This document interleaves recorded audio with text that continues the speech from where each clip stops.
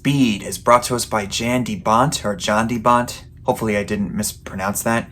Starring Keanu Reeves, Sandra Bullock, the late Dennis Hopper, amongst other people, involving police officer Jack Traven trying to save a group of people on a bus that's wired to blow up if it goes below 50 miles per hour, due to it being wired up by a guy who wants his $3 million. To call Speed an action classic is kind of putting it lightly, but it really is true. It's one of the greatest action films to ever come out of the 1990s. And to this day, people still reference it. It's referenced in various pieces of entertainment like the Flash TV show, where Mark Hamill makes a reference to the movie Speed. Are you familiar with the movie Speed? Keanu Reeves, Sandra Bullock? See, you're the bus and that's the bomb. Or even in the 2018 Spider-Man video game by Insomniac. Phew. Just like that movie with the bomb on the bus. What was it called? Fastness, Super Quick? No, that wasn't it. And this was the film that introduced me to Keanu Reeves. I know he had other stuff before this, like Bill and Ted's Excellent Adventure or Point Break, which I still have yet to see, but I know about it from seeing the posters of it and also in the movie Hot Fuzz when Nick Frost fires his gun up in the air in the same way that Keanu does at the finale of that movie. And this was one of the first times I got to see something that was rated R, and it felt like I was accomplishing something in life. I know, that's kind of minuscule in hindsight because I've seen other stuff that is so much worse content-wise than what we see here in Speed, but hearing some actual curse words that I would never have been allowed to say as a kid. I must have been at least 8 or 9 years old when I first saw this. Going back to it now and seeing how it holds up 30 years later, I don't even want to focus on that too much because now I feel like an old man. But thankfully it manages to hold up after all this time and still manages to keep the audience's attention, at least in my experience anyway. I've seen it many times, so I know what's going to happen, but it still manages to grasp my attention every time, especially when you see the speedometer get right to 50 miles per hour. If you somehow have never seen Speed, I'm going to go into some of the details of the plot, so ye be warned. But the plot is very simplistic in that it's really just a guy who wants money and will put various people in really dangerous situations that will threaten to kill them if he doesn't get what he wants. And the police are trying to find every way possible to outsmart him, and whenever they do manage to get the upper hand, he manages to catch on to what they're doing and throws a wrench into their entire plan. And due to the antagonist being a former police officer, it adds to the credibility of his cleverness and his intelligence, and how he's able to figure out what they're doing. And that's pretty clear in the opening of the movie when we see a group of people trapped in an elevator with a bomb wired to it. Jack, played by Keanu Reeves, and his partner Harry, played by Jeff Daniels, are examining the device as they're on top of the elevator, and Jack starts to figure out that it's going to blow up anyway, even if they give him the money. So he finds a way to take the hostages out of the equation as they talk about a hypothetical scenario on what do you do if somebody's got someone at gunpoint at an airport trying to get onto a plane. Jack's solution is shoot the hostage, so that way he doesn't have any insurance. And they find a way to hold the elevator long enough for them to get the hostages out, but Dennis Hopper's character, Payne, hears what they're doing and throws a wrench into it, giving us a really intense scene on how they manage to get everybody out of the elevator just barely, including the one woman who's scared out of her mind. And I just love how Keanu Reeves delivers this line right here. Just take one step, reach out and take my hand.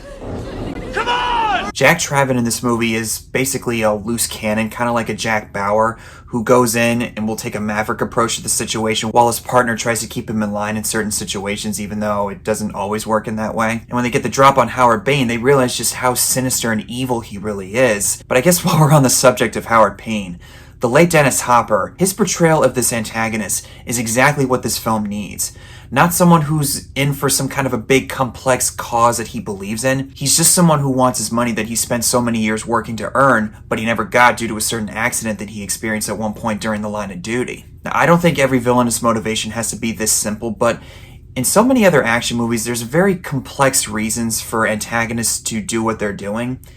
In the case of Speed, it's actually, I think, kind of refreshing. That's not to say that all action movies today are terrible. We still get some good ones every now and then, but this is one of the big staples in cinema, and I wish that we get at least a few more like this. We do get some with Mission Impossible and Tom Cruise. That's kind of expected by now, and I'm not saying anything against that either, but the fact that movies like this aren't as common in entertainment as we would like them to be, I think in its own way makes it even more special. As far as what the filmmakers are able to express through the technical aspects of this whole thing, the action set pieces are very intense and sometimes very visceral. As they're speeding through downtown LA at 50 miles per hour, encountering all this traffic, the tension goes even higher, especially when you see the speedometer go right to 50 miles per hour. From driving on the shoulder of a freeway exit to avoiding a garbage truck, hitting a carriage full of soda cans where we actually think it's a baby before it crashes onto the ground. Even now, when I rewatched this last night, my heart still stopped when I saw that thing float in the air, and Sandra Bullock's response kind of makes me feel the same way, and I just laughed out loud when the soda cans hit the ground. And just when you think it couldn't get any worse, going over a 50-feet gap on the freeway on the one part that's not even finished. And the crazy thing is they actually filmed a bus going over a gap on a highway. And believe it or not, I actually did some research on this. They had to use a ramp to get the bus to fly over the gap, because if you really look at it from a literal standpoint, there's nothing really that would make it go up in the air and then have it come back down on the other side of the highway like that. Had one person driving the bus took everything out of there in order to make it as light as possible so that way it would make the jump, and the driver wore some shock-absorbing harness to avoid spinal injury when he landed on the other side of the highway. Or, sorry, freeway. I gotta remember, California they call them freeways, not highways. And they use a certain amount of buses for that stunt too, because the first one, the driver missed the ramp and crashed it. Then they had to prepare a second bus 2 days after the fact, and they actually didn't report it to the studio on the first try. I don't know how they got away with it, but somehow they did. But it's not just the action part that really excels. The suspense is also very high, particularly when Jack figures out that Payne is in a nearby freight elevator, and he sneaks down to the top of the elevator and Harry quietly follows him down the cable. The music goes from a loud whisper to just complete quiet, and all we hear is this ambiance that's happening inside the elevator shaft. They're quietly maneuvering around the top of the elevator. Then all of a sudden, Howard Payne starts shooting through the ceiling of the elevator. And I kid you not, every time, that first shot always makes me jump. Also used in a similar manner, when Harry figures out who Howard Payne is, and he and the rest of the SWAT guys swarm Howard Payne's house, or supposedly where his house is, then he sees the bomb on the wall, realizing that he's been duped. It's kind of a low ambiance type of sound, with the music anyway, and then when you hear that sound of the bomb getting ready to blow up, the dread just sinks in on Harry's face, realizing that he's about to die. There's actually a really neat story on how Jeff Daniels managed to convey that kind of emotion in that scene. And I remembered an interview that Roy Scheider did for Jaws. And they asked Roy, that moment, Roy, when you saw the shark, my God, I mean, one of the great acting moments in cinematic history. How did you do that? I looked down, and when I looked over at the shark, I made sure my cheeks muscles were a little up, and then I just dropped them. So I said, that's what I'll do. Something so simple, yet it spoke wonders about that character and what he was experiencing in that moment, realizing that he was about to die. All from the great Roy Scheider in the classic film Jaws. Who would have thought? And I gotta say, Jeff Daniels in this movie is very underrated. Everybody talks about Dennis Hopper, Keanu Reeves, and Sandra Bullock, but he really does add the kind of levity and lighthearted spirit that we need in this one. Harry, you're gonna go home and puke. Oh, that'll be fun too. Guess now that we're moving into the characters, I have to say one more thing about Dennis Hopper and his dynamic with some of the other people in here, especially with Jack. They don't really have much face-to-face interaction. It's a lot of talking to each other on the phone, similar to John McClane and Hans Gruber in the first Die Hard. I would imagine that's not an easy feat to pull off, but some of that is actually alleviated due to the fact that they run into each other in the opening. But it's a lot of them talking to each other while one's on the bus and the other's watching from his hideout. And Dennis Hopper, I have to say, makes a great villain. If you doubt me, watch season 1 of 24 where he plays Victor Drazen. That'll change your whole perspective. Pop quiz, hotshot. I hate negotiators, Jack. They talk to you like they're your best friend and they don't even know you. Do they think I'm doing this for fun? He is a very type of ha ha ha, I'm the bad guy, but it doesn't really come off as like fake or acting up for the camera. It's appropriately hammy. I'll just put it that way. But as far as the other characters, Keanu Reeves as Jack Traven, this is probably my favorite that he's ever done.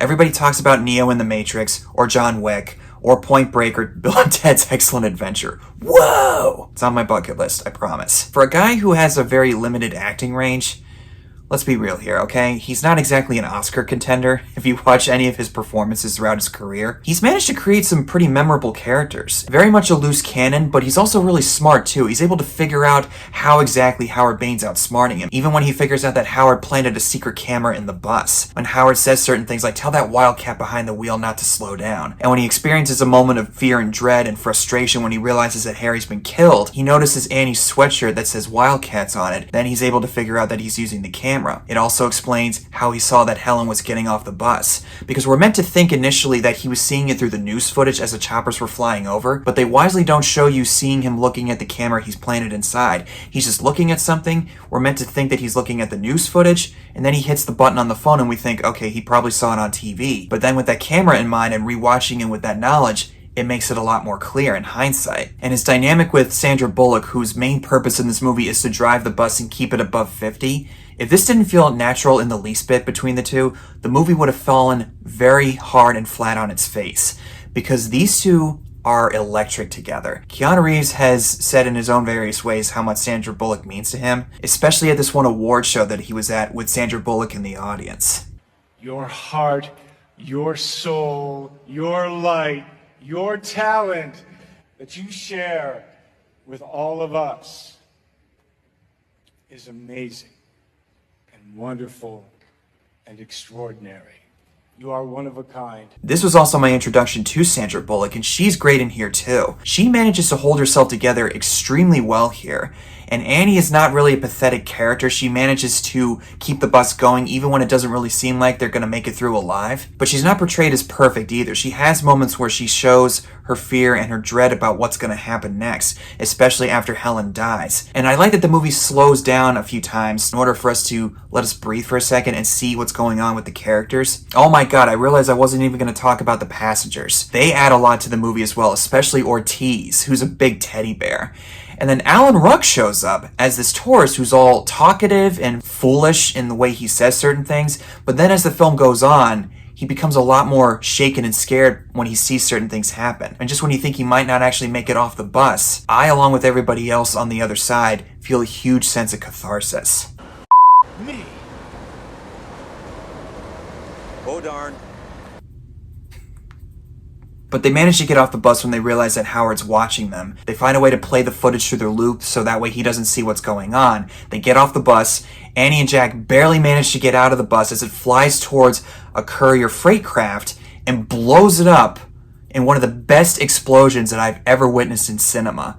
Even now, compared to other explosions that I've seen, this is one of the few that still makes my jaw drop. Inevitably, though, Payne figures out what happened, and it manages to find a way to get the money without them realizing it by taking Annie hostage and sneaking through underground and grabbing the money from the trash can. Jack figures out what's happening and chases him through the subway. When Payne offers to give Jack a bribe, a set of dye splatters all over the money, rendering it useless, causing him to go into a rage and try to kill Jack out of revenge. When I first watched this as a kid, I kind of knew that dye made the money useless, but it wasn't until a few years ago when my mom and I were watching it on TV and I asked her what it was and she explained it to me. Then it made a lot more sense and I thought, okay, that explains why he got so mad and started shooting his machine gun at the ceiling. And Jack's one-liner when he manages to kill Howard Payne with a railway signal. Yeah.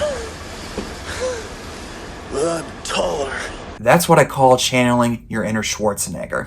Oh, and I just remembered, the train driver that Howard Payne shoots is Richard Schiff, who you might recognize from other films like The Lost World or even Man of Steel. And Joe Morton, who was Miles Dyson in Terminator 2, plays the police lieutenant Mac. Doesn't really have a whole lot to do, but I kind of like seeing his dynamic with Jack in this one. He does his best to keep a handle on Jack, but he knows that he can't always do that. Yet he still allows Jack to trust his gut and do what he believes is right anyway. And of course, it ends with Jack and Annie sharing a kiss with each other, talking about how relationships starting off intense don't always go so well. It's one of those cliches that we've seen in other movies like this, but I just can't help but feel warm and fuzzy inside when I see that. It wouldn't be a hero's ending without something like that anyway. If you still haven't seen this movie, please, I implore you to give it a watch. It is so worth your time. Simplistic plot and characterizations that are exactly necessary for what it's offering. Something that a lot of action directors should take notes from anyway. We still do get good action films, but I don't think it would hurt in the least bit